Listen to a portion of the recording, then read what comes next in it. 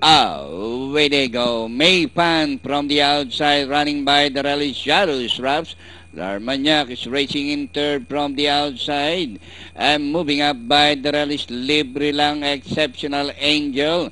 And Rayo is the early trailer by about 4 or 5 lengths of the leader. Back to the leader, Maypan. Larmagnac is running in second. Exceptional Angel from the outside and moving up is Shadow Straps. And passing the half-mile post, Maypan, Shadow Strap, Exceptional Angel. Larmagnac is running down on the inside, Libre Lang and Rayo. Rounding the far turn, Maypan by ahead, Shadow Straps is on the outside. Exceptional Angel is racing in third, Larmagnac, Libre Lang and Rayo. As they race the final corner, Maypan by Hapalan, Shadows Raps is on the outside, Exceptional Angel.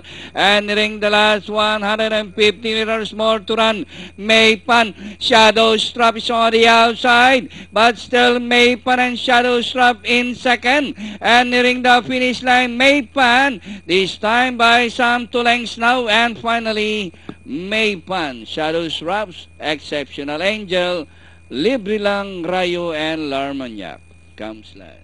All right, 6 to